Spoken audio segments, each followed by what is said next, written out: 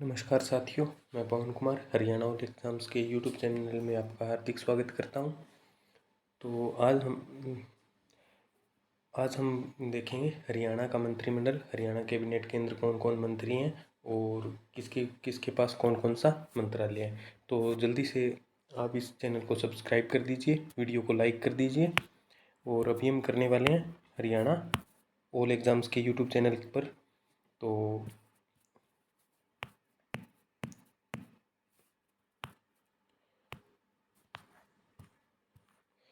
आज का motivational quote देख लीजिए। जितना बड़ा सपना होगा उतनी बड़ी ही तकलीफ़ें होगी, और जितनी बड़ी तकलीफ़ें होगी उतनी बड़ी कामयाबी होगी। तो साथियों, आज हमें कंफर्ट जोन को अपने को छोड़कर हमें पढ़ाई की ओर ध्यान देना है। तो अभी हम देखेंगे हरियाणा विधानसभा एवं मंत्रिमंडल। तो हरियाणा विधानसभा का उल्लेख है वो किस अनुच्छेद में है? हरियाणा विधानसभा का उल्लेख अनुच्छेद 170 में है। ठीक है। और जो विधानसभा का प्रमुख होता है वो कौन होता है? मुख्यमंत्री साहब होते हैं हमारे। और वर्तमान में हरियाणा के मुख्यमंत्री कौन है? मनोहर लाल खट्टर। वर्तमान में हरियाणा में 14वीं विधानसभा चल रही है, ये इसको ठीक कर लेना, 14वीं विधानसभा चल रही है। ठीक है। तो और हरियाणा में कितनी सीटें हैं विधानसभा की? हरियाणा विधानसभा की 90 सीटें हैं। ठीक है। और जब 2019 में जब चुनाव हुए तो बीजेपी को 40 सीटें मिली।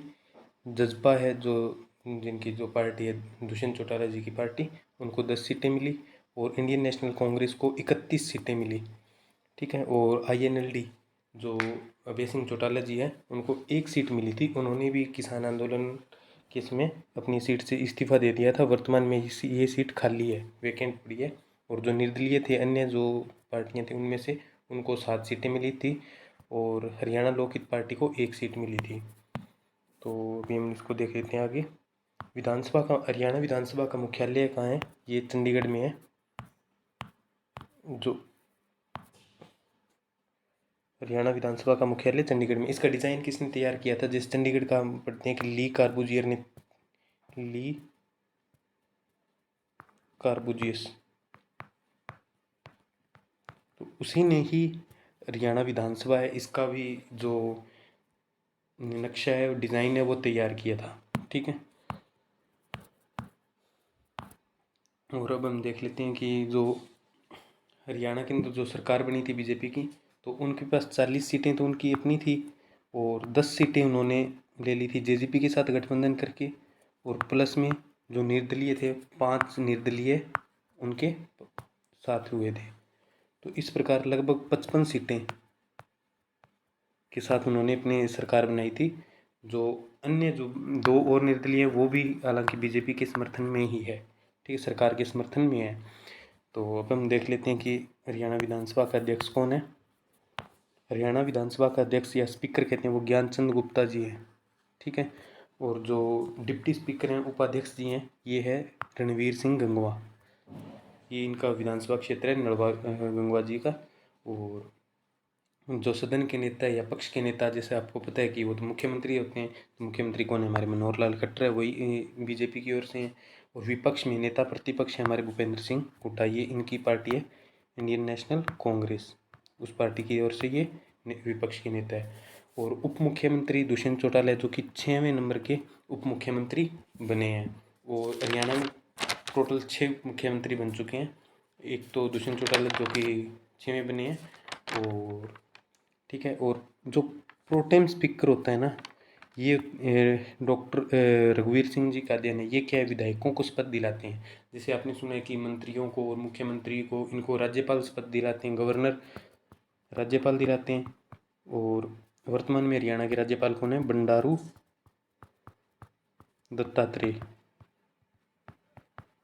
दत्तात्रेय है। ठीक है। और इनको जो इससे पहले जो हमारे ये राज्यपाल शपथ दिलाते हैं, उनसे पहले जो 90 विधायक होते हैं, 90 के 90 विधायकों को प्रोटेम स्पीकर है, ये उनको शपथ दिलाता है उसके उनके विधायक पद की। उसके बाद राज्यपाल है वो मुख्यमंत्री को, उप मुख्यमंत्री या जो भी हैं, और जो भी कैबिनेट में मंत्री हैं, उन सभी को शपथ दिलाते हैं। ठीक है। और अब हम इसके बाद देख लेते हैं 91वां संविधान संशोधन हुआ था संविधान में हमारे, वो किसके लिए हुआ था? वो हुआ था कि जो विधानसभा या जो भी है उसके अंदर जितने सदस्य होंगे उसका 15% मंत्रिमंडल बनेगा। उसके जैसे 90 सीटें हैं तो 90 में से 15% निकालेंगे तो हमारा 13.5 आएगा। तो 13.5 तो बन नहीं सकते, तो इसलिए या तो 14 बनते हैं या फिर 13 बनते हैं। और जो 14 ये मुख्यमंत्री सहित 14 मंत्री हमारे कैबिनेट में बनते हैं। तो जो राज्यपाल है वो सीएम और अन्य मुख्यमंत्रियों को, अन्य मंत्री है जो उनको शपथ दिलाता है। और मुख्यमंत्री आपको पता है कि हमारे मनोहर लाल खट्टर जी है, ये इनकी विधानसभा क्षेत्र कौन सा इनका करनाल है, करनाल विधानसभा सीट से इन्होंने चुनाव लड़ा था। और मनोहर लाल खट्टर जी 13वीं और 14वीं विधानसभा के लगातार 2 बार मुख्यमंत्री बने हैं। जो 13वीं विधानसभा थी 2014 से 2019, उस समय मनोहर लाल खट्टर जी जीते थे। और अब की बार 14वीं विधानसभा में भी इनकी सरकार बनी है। तो अब देख लेते हैं कि हमारे मुख्यमंत्री जी के पास कौन कौन से मंत्रालय हैं। इनके पास वित्त मंत्रालय, आवास मंत्रालय, सिंचाई जल संसाधन और पर्यावरण मंत्रालय और पब्लिक हेल्थ इंजीनियर विभाग और आईटी विभाग है, ये भी मनोहर लाल खट्टर जी के पास है। और अन्य वे सभी विभाग जो किसी को नहीं सौंपे गए हैं वो भी हमारे मुख्यमंत्री जी के पास हैं। तो हम इनको एक याद करने की ट्रिक देखते हैं कि जो मुख्यमंत्री है, अब मुख्य है वही क्या करेगा, हमारा वित्त का काम, पैसे का वो जो होता है वो चीज़ हमारे कौन देखते हैं, मुखिया ही देखते हैं। और आवास, मुखिया ही हमारे को ही हमारे आवास की चिंता होती है, तो इसी प्रकार वो हमें आवास देंगे और जल हमें उपलब्ध कराएंगे सिंचाई के लिए। और हमारे लिए अच्छा पर्यावरण क्या होगा वो भी हमारे जो मुखिया है वो देखेंगे। और जो हेल्थ होती है, जनता की हेल्थ, ये भी उनका मंत्रालय हो गया, ये भी उनके पास होता है कि उनकी जिम्मेवारी बनती है कि उनको देखते हैं। तो ये एक मैंने एक ट्रिक के साथ आपको बताया है याद करने का कि किस प्रकार से जो ये वित्त मंत्रालय, आवास योजना, सिंचाई, जल संसाधन, पर्यावरण मंत्रालय, पब्लिक हेल्थ इंजीनियरिंग और जो आईटी मंत्रालय ये किसके पास है, हमारे मुख्यमंत्री जी के पास है। वित्त, पैसे का कौन देखेगा, हमारे मुखिया। आवास, हमें आवास देंगे, सिंचाई जल देंगे सिंचाई के लिए, और पर्यावरण भी अच्छा पर्यावरण हमें उपलब्ध करवाएंगे, हमारी हेल्थ की चिंता करेंगे। और आईटी, ये आपको एक एडिशनल याद रख लेना है। और अन्य वे सभी विभाग जो किसी अन्य मंत्री को नहीं सौंपे जाते हैं वो सभी के सभी हमारे मुख्यमंत्री के पास होते हैं। अब हम देखते हैं दुष्यंत चौटाला जी, ये उप मुख्यमंत्री बने हैं, इनकी पार्टी जननायक जनता पार्टी है। तो इनके पास कौन कौन से मंत्रालय हैं हमें ये देखना है।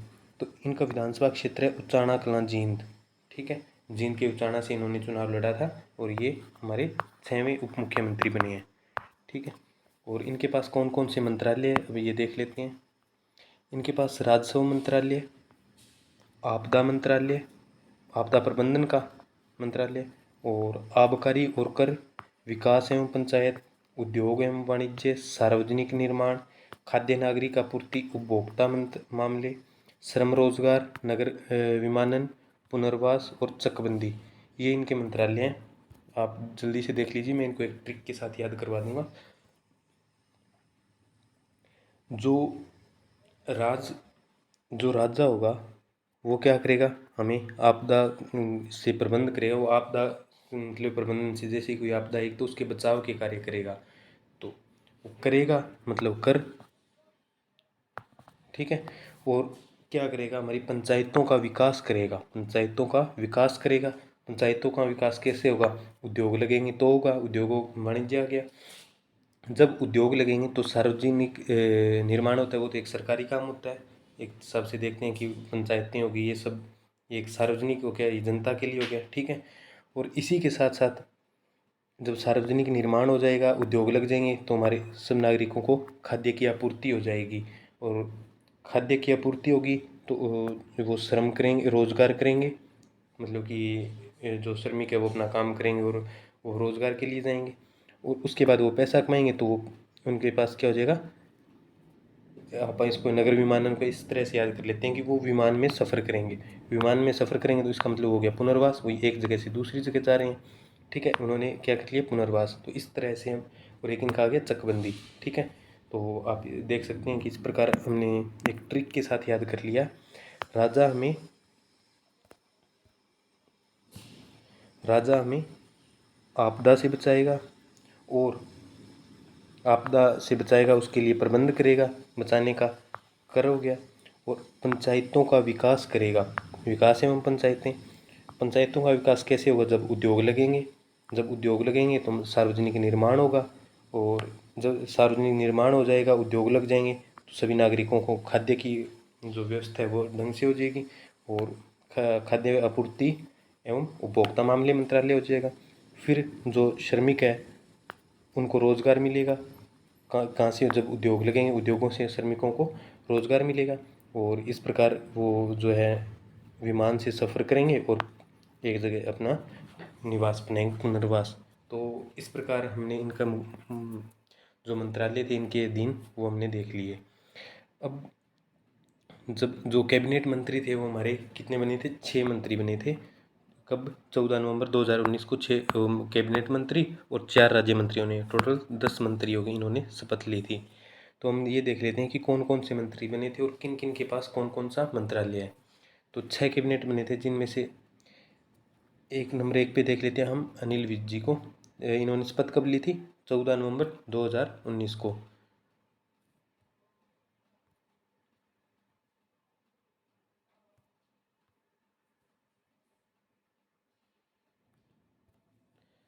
अनिल विज जी के पास इनका जो विधानसभा क्षेत्र है वो कौन सा है, अम्बाड़ा कैंट, अम्बाड़ा कैंट से इन्होंने चुनाव लड़ा था, ये इनका विधानसभा क्षेत्र है।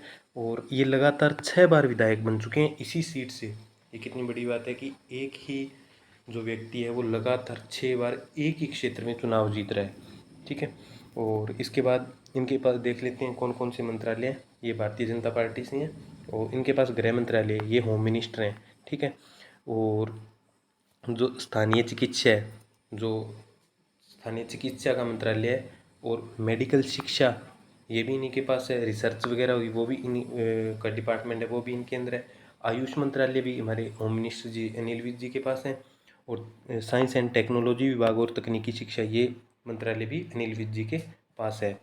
तो अब हम इनको देख लेते हैं, याद कर लेते हैं एक ट्रिक के साथ।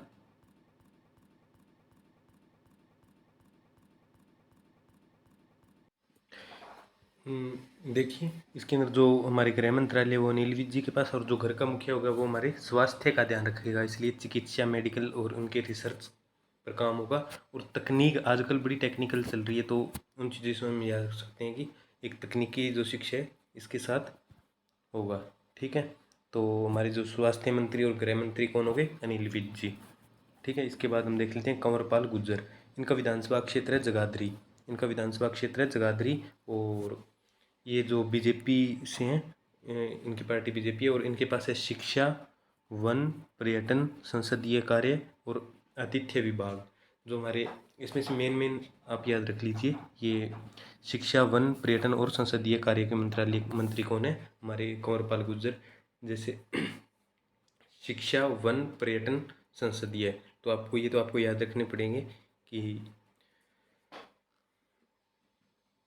जैसे हम इसको ऐसे याद कर सकते हैं कि जैसे हम अभी क्या है, स्टूडेंट है, तो हम शिक्षा प्राप्त कर रहे हैं, शिक्षा प्राप्त करने के बाद हम जैसे जॉब लग जाए तो हम घूमने जाएं कहाँ पे, पर्यटन, और पर्यटन स्थल कौन से, वन वाले, ठीक है, जिनमें जहाँ वन अधिक है। तो अब अगले हमारे आगे मूलचंद शर्मा जी, मूलचंद शर्मा ये बीजेपी, इनकी पार्टी बीजेपी है, और इनका जो विधानसभा क्षेत्र है वो बल्लभगढ़ है, जिसे का नाम बदल कर अब बलरामगढ़ कर दिया गया है, ठीक है। तो इनका विधानसभा क्षेत्र कौन सा हो जाएगा, बलरामगढ़। तो इनके पास कौन कौन से मंत्रालय हैं, परिवहन मंत्रालय, खान मंत्रालय और खनिज मंत्रालय, कौशल विकास और प्रशिक्षण विभाग, ये मंत्रालय मूलचंद शर्मा जी के पास है। और अब हम देखें रणजीत चौटाला, जो कि एक निर्दलीय विधायक है, इनको 3 मंत्रालय दिए गए हैं। प्रमुख कौन कौन से देख लेते हैं कि बिजली, इनका विधानसभा क्षेत्र हरानी है, ये निर्दलीय विधायक है। और इनके पास जो मंत्रालय हैं वो बिजली, जल, अक्षय ऊर्जा विभाग, बिजली, जेल और अक्षय ऊर्जा विभाग। तो बिजली और ऊर्जा विभाग ये तो हम देख सकते हैं, और इनके पास एक मंत्रालय और कौन सा हो गया, जेल मंत्रालय, ठीक है। तो अब इसके बाद देखेंगे हम जयप्रकाश दलाल, जो जेपी दलाल है, इन्हें जेपी दलाल भी कहते हैं, पेपर में जैसे जेपी दलाल भी आ सकता है, जयप्रकाश दलाल की जगह। तो इनका विधानसभा क्षेत्र है लोहारू। लोहारू कहाँ है? भिवानी के अंदर है। और इनके पास है कृषि और किसान कल्याण, पशुपालन और डेयरी, कानून और विधायी। तो इनके पास 2 मंत्रालय तो वो आ गए किसानों से संबंधित, जैसे पशुपालन और डेयरी और किसान कल्याण। और एक इनके पास एक्स्ट्रा कौन सा आ गया? कानून एवं विधायी विभाग। आप एक बात का ध्यान कर लेना, जो इनके पास सिंचाई विभाग नहीं है, और जो किसान से संबंधित जो भी आ जाए, कृषि से संबंधित, वो हम जेपी दलाल करेंगे। परंतु जब सिंचाई का जाए कि सिंचाई विभाग किसके पास है या सिंचाई में, तो वो है हमारे मुख्यमंत्री साहब मनोहर लाल खट्टर जी के पास। ठीक है। और अब आप देख लें, अब हमारे अगले कैबिनेट के मंत्री आगे बनवारी लाल। इनका विधानसभा क्षेत्र है बावल, जो कि रेवाड़ी के अंदर है, और ये बीजेपी पार्टी से है। और इनके मंत्रालय हैं सहयोग और अनुसूचित जाति और पिछड़ा वर्ग कल्याण विभाग। ठीक है। इनके पास कौन कौन से हो गए? सहयोग, अनुसूचित जाति, पिछड़ा वर्ग कल्याण विभाग। तो इनके पास जो अनुसूचित जाति और पिछड़ा वर्ग है, उनके सहयोग के मंत्रालय हैं किसके पास? बनवारी लाल जी के पास। और जो 4 राज्य मंत्री बनाए गए हैं वो कौन कौन से हैं? ओम प्रकाश यादव, पहले देख लेते हैं ओम प्रकाश यादव। ओम प्रकाश यादव का विधानसभा क्षेत्र है नारनौल। नारनौल जो कि महेंद्रगढ़ के अंदर पड़ता है, महेंद्रगढ़ का मुख्यालय भी नारनौल के अंदर है। तो इनका विधानसभा क्षेत्र हो गया नारनौल। ये भी बीजेपी पार्टी से हैं। और इनका मंत्रालय, इनके पास सामाजिक न्याय और सशक्तिकरण, सामाजिक न्याय और सशक्तिकरण मंत्रालय। ठीक है। और सैन्य व अर्धसैन्य कल्याण विभाग, इनका स्वतंत्र प्रभार भी इनके पास है। तो ओम प्रकाश यादव के पास कौन कौन से हो गए? सामाजिक न्याय एवं सशक्तिकरण, सैनिक व अर्ध सैनिक कल्याण विभाग का स्वतंत्र प्रभार। और अब हमारे पास आगे कमलेश ढांडा, जो महिला है, जो इनके पास ये महिला विधायक है, इनके पास जो मंत्रालय है वो देख लेते हैं आप।